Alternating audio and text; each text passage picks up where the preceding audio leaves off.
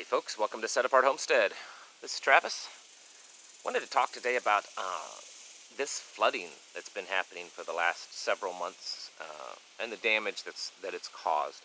I know that there are many people on YouTube and other places that's talked about it, and so I guess I'm kind of, behind the ball on this one. But I think it's something that we still need to discuss and be reminded of. A few weeks ago, I went through parts of Oklahoma and I saw some of the flooding that's been going on there. There was still floodwaters everywhere.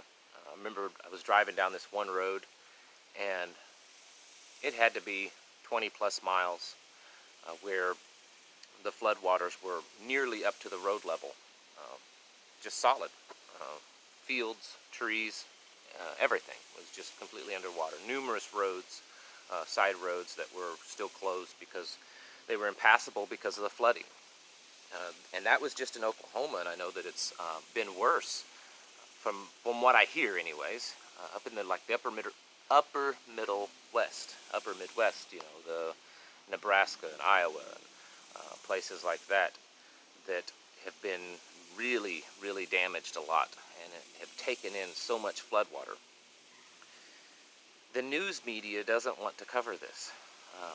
We all know that. We all know why. They want everyone to feel, well, there's this nice, calm security with our food system, our food supplies, and that there's nothing to worry about.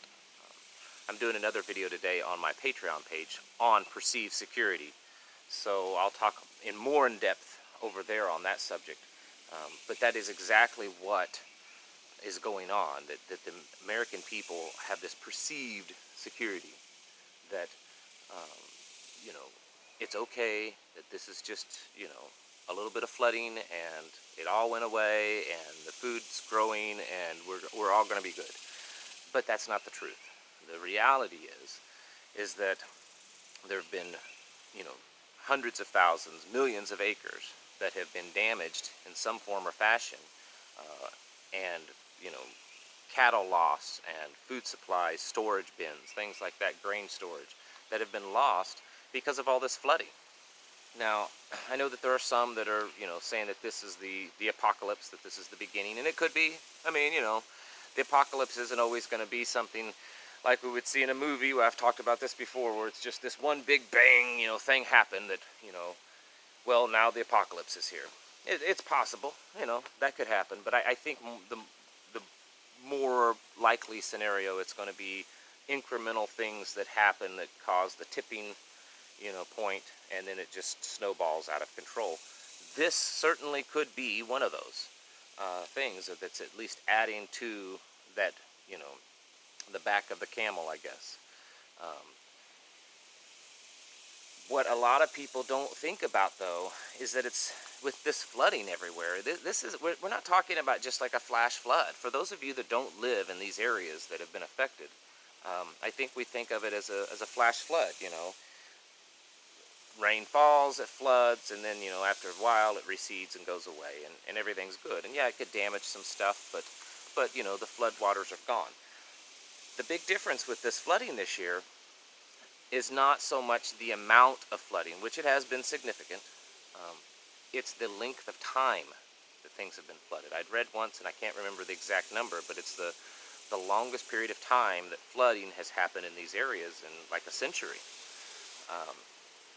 And so when you have that, then you have a much more significant damage to the ecosystems around you. There have been, of course, a lot of cattle lost, structures lost, road loss, being able to logistically travel, get around. So there's been all this damage. Structures have been damaged. But in my opinion, the real damage is what it's done to the ecosystem. When you have that much flood water that's been on the ground, soaking into the ground for this length of time, the amount of chemicals, petrochemicals, sewage, disease and bacteria that could form from all the dead animals that are they've been floating in the water and they're dead, or wherever they're at. and this water is just soaking all that in and mixing it around in a nice big yummy slurry, and then the ground soaking it up, because it's been going on for months that this water has been standing. It's getting to the point of being stagnant.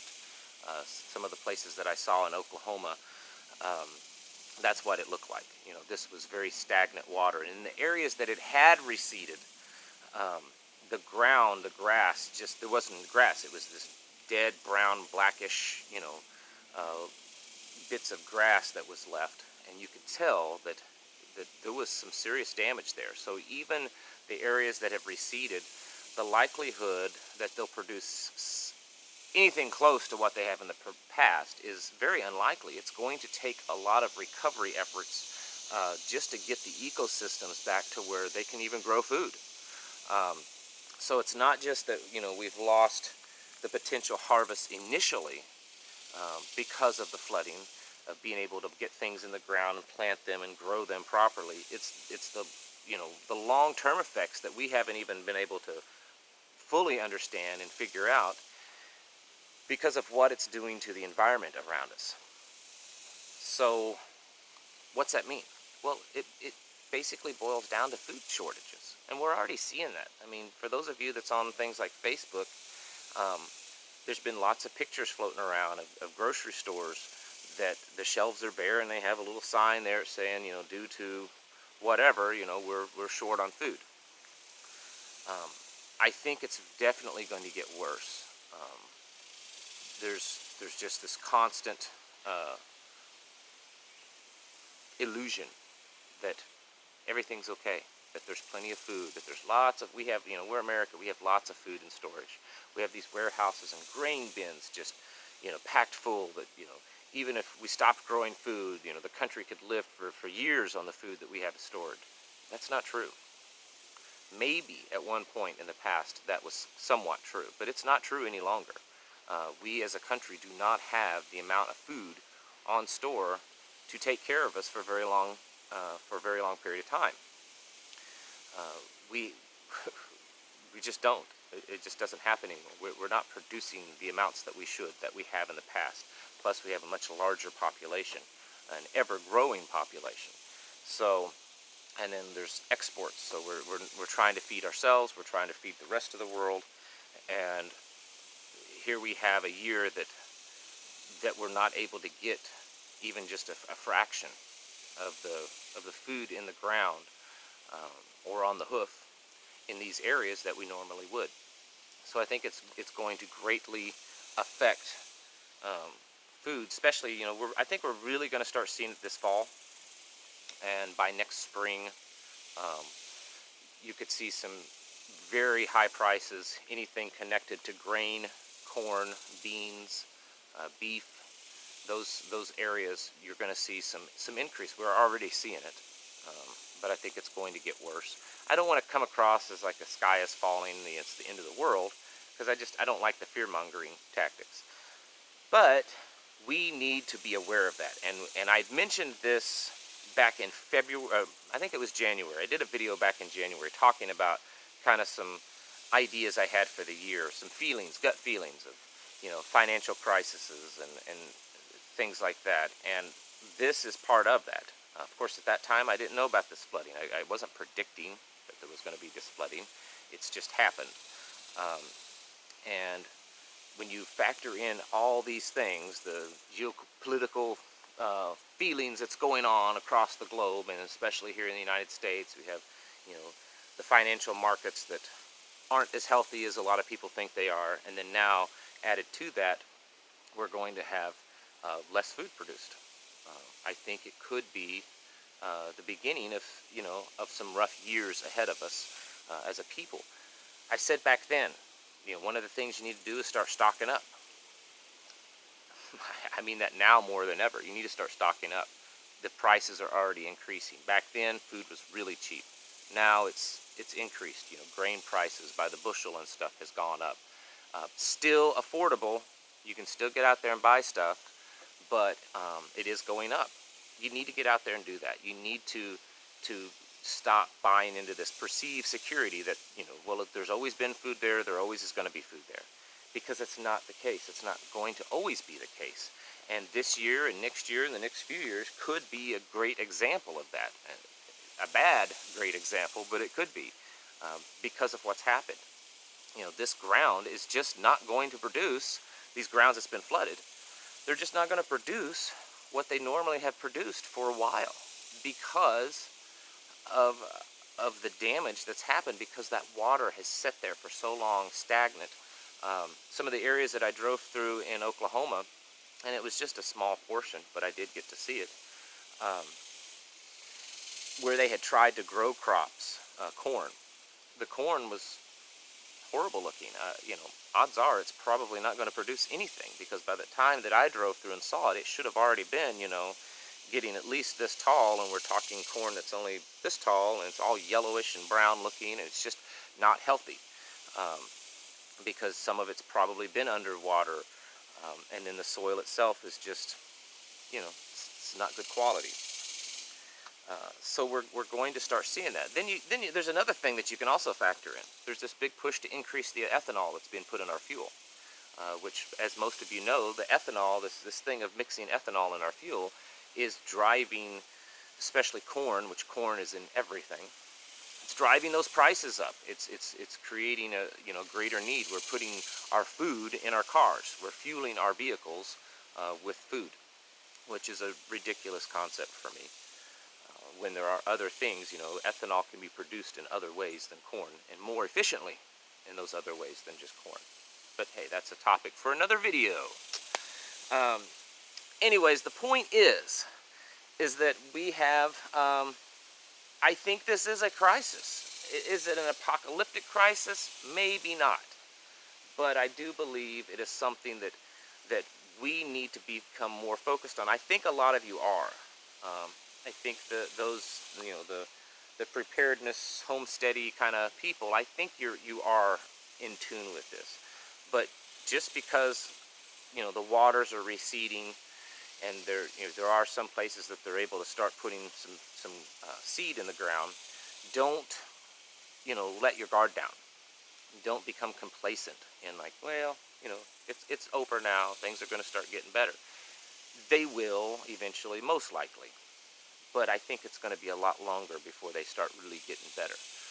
I think we've experienced a great loss in our food supply, and it's going to take a while for that to recover, because of the amount of, you know, ecological damage to those areas that we grow food in.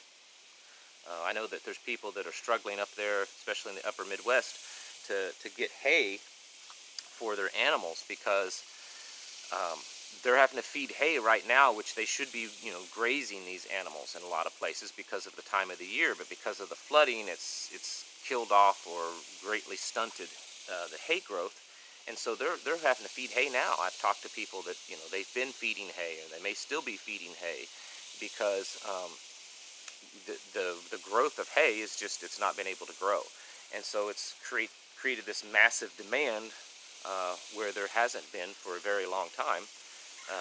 For these farmers, cattle, horse, any type of ruminant animal that eats hay, that they're needing hay now, and it's becoming very difficult. So there's a lot of things going on, and don't forget about it. Don't let yourself become complacent and kind of think, well, it's over, and it's time to move on to some other focus. This is serious. You need to be stocking up every chance you get, little by little. You may not have the finances to go out there and buy a 3-year food supply all at once. Most people do not. But you can probably, the next time you go to the grocery store, pick up extra bag of rice, an extra bag of beans, buy a 50-pound bag of corn every once in a while, or some, you know, wheat berries, or an extra case of canned food. These types of things that you can do little by little, and they start to add up after a while. If you have your own animals, especially, you know, farm animals, you need to be stocking up. You might say, yeah, well, hay's good where I'm at right now. Yeah, it might be. But if you ever have to feed grain to those animals, that's going to start going up in price.